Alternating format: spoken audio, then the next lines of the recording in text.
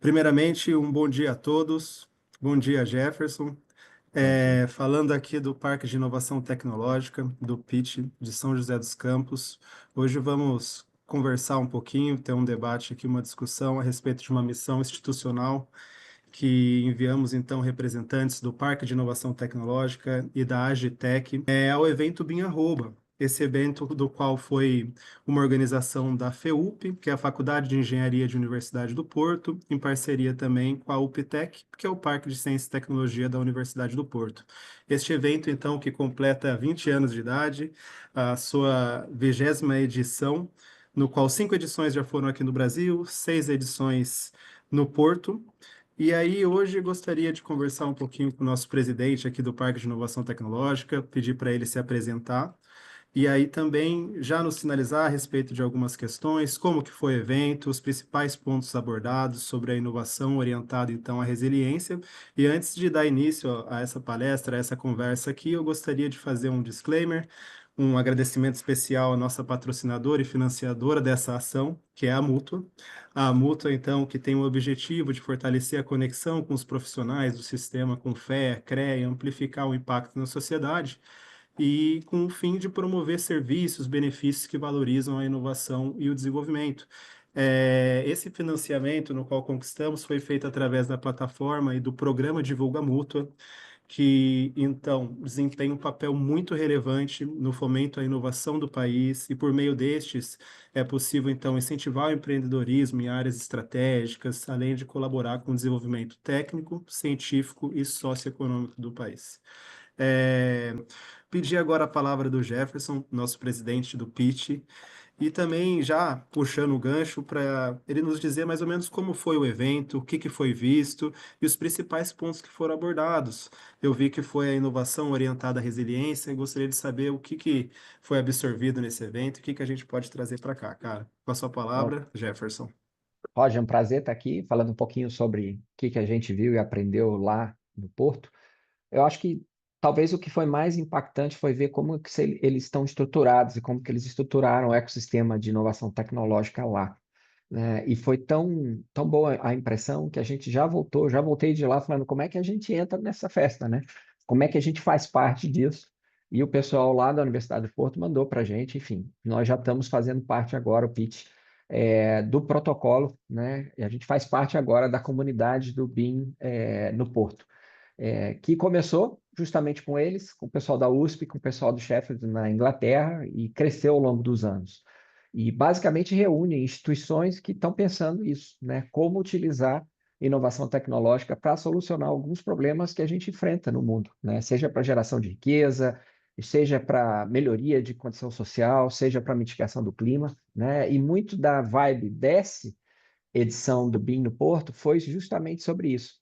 E uma das coisas interessantes, que já tinha até aparecido num outro evento que eu tinha participado, né, com o G20 no Espaço, que aconteceu em Foz do Iguaçu, o quinto CELM, é que não se fala mais apenas de mitigação, mas de adaptação, né? Existia uma expectativa anterior de a gente poder mitigar os efeitos, né, de elevação de temperatura no planeta para a gente evitar chegar num estágio onde a gente tivesse os problemas desse aumento de temperatura. E hoje já não, né? Em particular na Europa. Por quê? Porque os dados que eles mostraram para a gente de aquecimento e de temperatura, eles mostram que a parte do planeta que mais, vamos dizer assim, já esquentou foi o continente europeu. E muito da discussão não é se a gente consegue até a data limite se restringir a 1,5 de aumento de temperatura, mas é o quanto que a gente, antes de chegar nesse ponto, né, de não retorno, a gente passa de 1,5 e durante quanto tempo a gente vai ficar acima desse 1,5.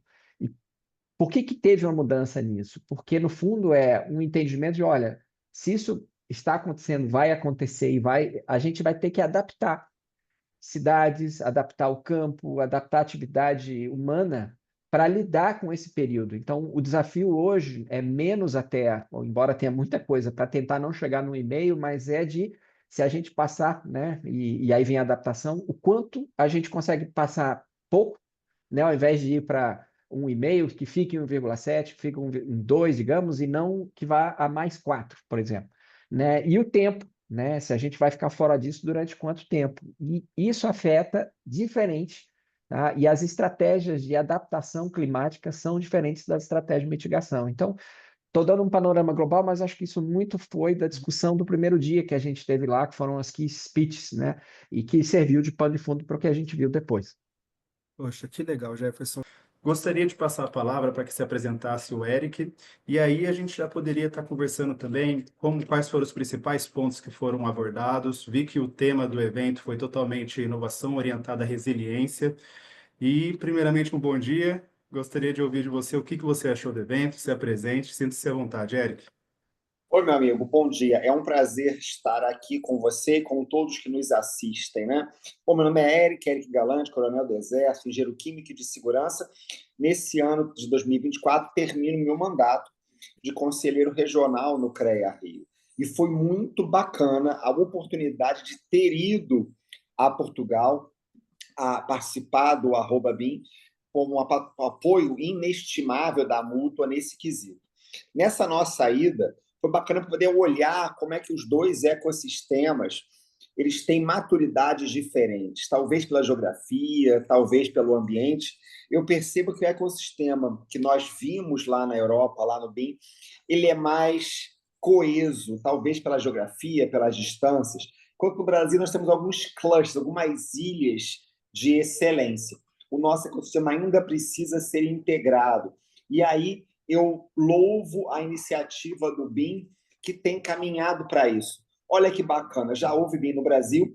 Dessa vez, eu e o General Armando tivemos a chance de palestrar no evento, falando um pouco do ecossistema de inovação, como é que nosso ecossistema é resiliente, né?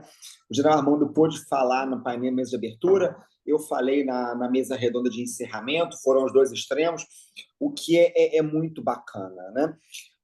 Uma grande questão que eu achei lá é como eles têm uma incubadora, um parque junto com a universidade, você vê os passos da inovação. O aluno começa com uma ideia, o professor junto, ele já tem os espaços na área de inovação, dentro da própria FEUP, e de lá já tem contato com todo esse ecossistema inovador. Nós pudemos, durante o BIM, né, além das palestras, algumas visitas, nós fomos a algumas empresas e nós tivemos algumas mesas de debate, mesas de negócio, rodada de negócio, onde eu não posso adiantar agora, mas algumas empresas devem vir para o Brasil buscando parcerias conosco. Olha que bacana. Está completamente ligada à inovação. Então, como a gente vai superar essas barreiras que estamos enfrentando e como achar essas soluções, o que traz muito de um parque de inovação tecnológica, dessa quádrupla hélice, como integrar, então, o meio privado, governamental, sociedade civil e a academia para explorar, então, essas novas soluções para a gente quebrar essas barreiras. E aí, já aproveitando até mesmo essa fala, eu gostaria de perguntar a você quais foram as principais semelhanças com os parques de inovação tecnológica em cenário nacional que a gente tem, com o que você foi visto lá, as principais diferenças, coisas, boas práticas que já estão sendo utilizadas lá e funcionam, e assim como funcionam aqui, e algumas coisas que são diferentes, que a gente pode talvez estar tentando absorver e estar trazendo para cenário nacional mesmo, essas melhorias e coisas que eles já foram empenhando lá e deu certo. Todo esse movimento, né, de estruturação de ecossistema e inovação, ele teve lá os seus primórdios na década de 50, né, algumas coisas nos Estados Unidos, aqui mesmo em São José, através da criação do CTA, né, do Centro Tecnológico Aeronáutico, e agora pegou, vamos dizer assim, fogo mesmo no planeta, né, no bom sentido, de 30, 20 anos para cá, né, e a história lá do ecossistema do Porto é mais ou menos dessa época, né? Curiosamente, quando estava acabando de construir o metrô na frente da Universidade do Porto, e o reitor da universidade começou a perceber que os alunos que estavam se formando estavam com umas ideias já diferentes, né? Era um princípio ali que ele detectava de necessidade desses alunos de criarem empresas, né? De empreenderem como uma carreira profissional. E, em função disso, eles tiveram a ideia de começar a organizar esse ecossistema, ou criar o espaço para que os alunos desenvolvessem isso, e eles pegaram os containers que estavam sendo usados durante a construção do metrô, né, onde ficava o pessoal de engenharia para tocar a obra, e que, obviamente, a obra pronta eles não iam ter mais uso para aquilo, E ali eles começaram a colocar as primeiras, né, iniciativas de empreendedorismo a partir da base de conhecimento científico da Universidade do Porto, né? Nascia ali o germe, há 20 anos atrás, do que depois de alguns anos dando certo, a universidade foi atrás de dinheiro da comunidade europeia para construir o seu parque científico-tecnológico, que a gente visitou também no terceiro dia. Então, o dado para mim que é mais interessante é todo o ecossistema de inovação, e o do Porto não é diferente do nosso aqui no Brasil, ele parte de uma base que é a base de conhecimento, né? A base de conhecimento científico, o que a gente dá o nome também de talento, né? E quando o ecossistema começa a dar muito certo, o que vai aumentar? A necessidade da disponibilidade desse conhecimento. E o dado para mim que resume isso é muito fácil, né? Há 10 anos atrás, mais ou menos, eles construíram o novo centro, e a gente teve palestras lá também, de engenharia, né? Então, a nova faculdade de engenharia do Porto. E quando eles construíram, tinham 5.000 alunos, e hoje eles têm 10.000. Né? Aquele parque tecnológico científico que eles construíram uns anos atrás também, hoje está lotado. E o mais interessante foi a concatenação desse início com outros ambientes de inovação no Porto, né? Na cidade do Porto, que foi o Leonésia, eu acho que se eu não me engano, a Leonesa Business Hub, que ele pega essas startups que já avançaram e já se beneficiaram da proximidade com os laboratórios da universidade, e agora eles precisam estar mais próximos da indústria mesmo. Então, eles começaram a estruturar um ecossistema de uma forma onde ele possa evoluir, vamos chamar assim, né? E sair, né, desde a pesquisa básica, desde a pesquisa aplicada e chegar ao ponto onde você já tem essas startups concatenadas ou introduzidas na cadeia industrial, né, do porto, na cadeia de conhecimento do porto, e né, o que vai ter impacto econômico na economia. Nesse ponto é muito parecido com o que a gente está fazendo, né, em escalas diferentes, né, ou em contextos diferentes, mas é interessante ver como que essa estruturação ela não é de um local ou de outro, ela é um fenômeno que está acontecendo no planeta como um todo. Vários locais isso está construindo. É quase como se tivesse uma mão invisível orquestrando a formação disso no planeta. Não eram estruturas que existiam há 100 anos atrás, né? Todo estudante de administração, né, a gente vai estudar, né, como evoluiu isso, mas eu acho que daqui uns 50 anos o pessoal vai olhar e falar, poxa, teve uma revolução que começou, né, e ela se consolidou, por isso que eu estou jogando 50 anos na frente, como os grandes polos onde fazem essas hélices mexerem, né? Você tem, por um lado, né, o clássico da tríplice hélice, a academia, a indústria e o poder público. Por outro lado, você tem agora a sociedade civil e você tem o meio ambiente, né, que são as 5 onde isso tudo gira. E toda a temática de discussão nesses 3 dias lá foi justamente sobre isso, da interação, vamos dizer assim, desse ecossistema e dessas hélices com o meio ambiente e vice-versa. E aí, Eric, eu concordo plenamente com a sua citação a respeito do Exército estar puxando a inovação. De certa forma, nós, como sociedade civil, acabamos absorvendo um transbordo tecnológico, de certa forma, que são utilizados e chegam, então, até a sociedade civil através do Exército, de estar puxando essa tecnologia. E aí, já aproveitando, falando também de cenário nacional, as principais diferenças e semelhanças que você já apresentou, eu queria saber o que a gente pode trazer para cenário nacional, o que foi visto lá que a gente não identifica aqui e que, de certa forma, a gente consegue entender como boas práticas e talvez trazer para a gente como novo método e chegar nesse nível de integração entre os parques que já existem lá e trazer aqui para o Brasil. Queria saber o que você enxerga que seriam pontos que a gente pode absorver como boas práticas. Ou algumas coisas, né? Uma é a perenidade desses encontros. Lá existe uma perenidade. O BIM termina, já tem lançado um BIM para o primeiro semestre e uma edição para o segundo semestre de 25. E isso já gera uma constância no ecossistema. Existem marcos curtos com entregas curtas. Então já sabemos quando iremos estar juntos. E essa proximidade das pessoas gera um debate muito salutar em várias salas de políticas públicas, normativos para inovação. Tivemos salas temáticas sobre como é que sobre carro elétrico, carregamento de carro elétrico, tomadas. Isso são inovações importantes. Se a gente parar para pensar, há 100 anos atrás, um pouco menos, nós andávamos em carroças, né? Nós em 100 anos passamos pelo modelo do petróleo, estradas, postos de gasolinas, motores a combustão, e hoje estamos transicionando para o carro elétrico. E nós vimos isso nascer. Isso é muito bacana. Então, essa perenidade, esse ciclo de contatos, esse calendário anual de compromissos, eu acho muito importante. E também gostei que lá eles têm uma preocupação muito grande em fazer, nesses eventos, rodadas de negócios, em que as startups, pequenas empresas, conseguem falar com grandes players para realmente ganhar escala, ganhar produção.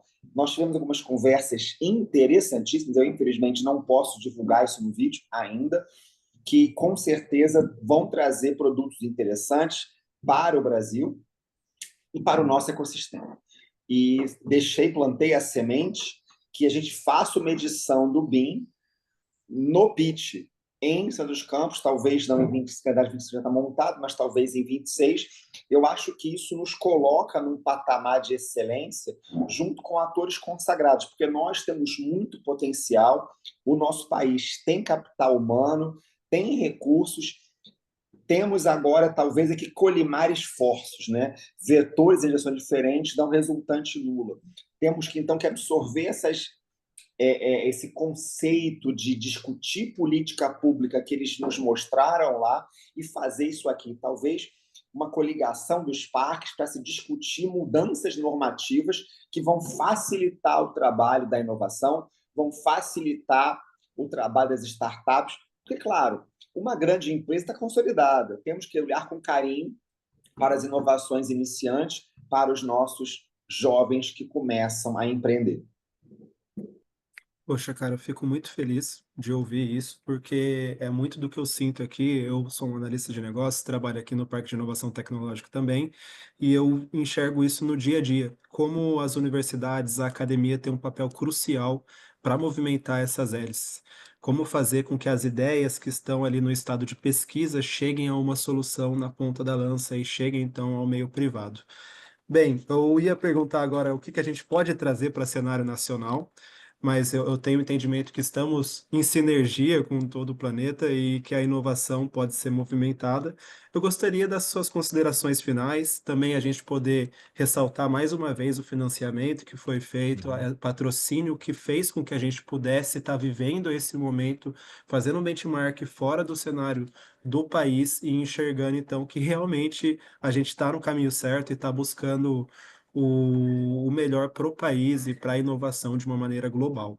Gostaria das suas contribuições finais, o que que você sentiu do evento em si e qual a sua visão para 25, trazendo então essas experiências, o que foi visto lá e o que que a gente almeja trazer para cá e vamos empenhar aqui também. Eu acho que o mais importante foi a conexão nossa e esse vínculo que a gente firmou através desse protocolo com o ecossistema do Porto, né? Tanto é que eu brinquei com eles, eu falei, quando vai ser o próximo? Dá para a gente fazer lá em São José dos Campos, no Pitch, né? Seria Enfim, perfeito. né? Juntando com o pessoal da USP, etc. E é muito por aí, porque não tem fronteira e, ao mesmo tempo, é em rede, né? Então, é uma estrutura por trás. Eu acho que base também disso, parte da colaboração acadêmica e científica que já existe. Então, eu acho que esse vai ser o grande ganho, né? Por exemplo, muito do que a gente discutiu lá com relação à energia verde, eles estão lá pensando através do hidrogênio, etc, etc.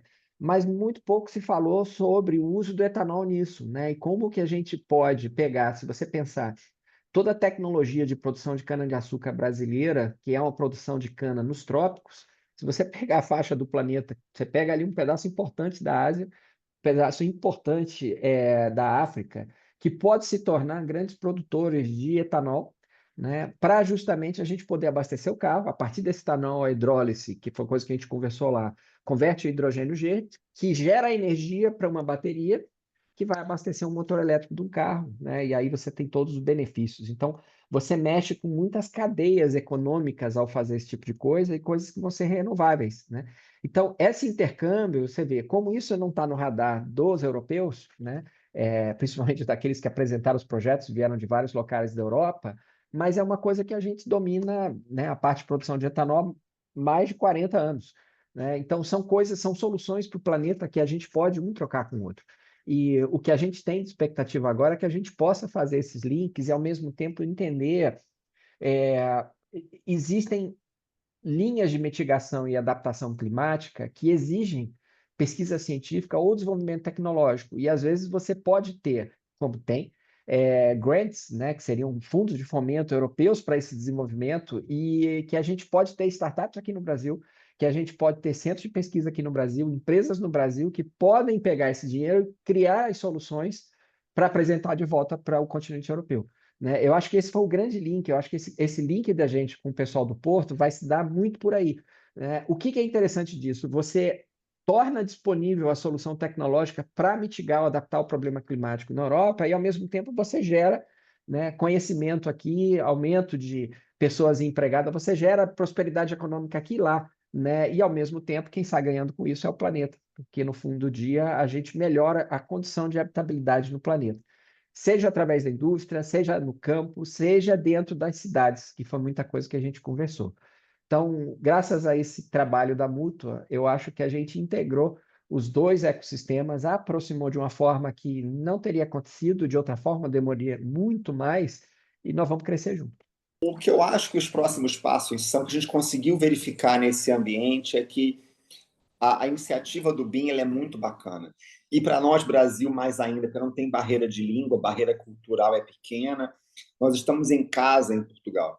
Então, numa próxima edição, além de trazer o BIM para o Brasil e apresentarmos as nossas startups, eu acho que seria muito interessante começarmos ao longo de 25 a discutir financiamentos para enviarmos as nossas startups, as empresas, para um BIM na Europa. Eu acho que isso aumenta a integração e leva para o português, para o europeu, a nossa capacidade e demonstra para o brasileiro que nós somos, sim, engenheiros de primeira linha, empreendedores de primeira linha e que nós temos que ganhar e conquistar esse espaço. Eu acho que esses fóruns, acontecendo em Portugal, acontecendo no Brasil, são fundamentais para isso, para construirmos e consolidarmos nossa cultura empreendedora, nossa cultura inovadora e, claro, fortalecendo a nossa indústria nacional, a nossa economia e trazendo bem-estar social para o nosso Brasil, para o nosso povo brasileiro. Perfeito. Fico muito feliz com a sua fala e, mais uma vez, o que costumamos ouvir muito aqui dentro do Pitch, acredito na EdTech também, sozinho podemos ir mais rápido, mas juntos chegamos mais longe. E Exatamente. aí, vamos juntos, somando forças. Mais uma vez, agradeço a sua presença junto da Agitec, do Coronel, que esteve junto com a gente, o Coronel Cadorim, o General Armando, que esteve conosco também. Mais uma vez, muito obrigado e um até logo, mestre. Que 25 seja cheio de oportunidades e projetos para a gente fazer junto, viu? Com certeza. Estaremos juntos. Um grande abraço e, mais uma vez, obrigado à Mútua pelo apoio nessa nosso empreendimento de irmos a Portugal, ver em loco e levar um pouco da nossa engenharia brasileira para lá.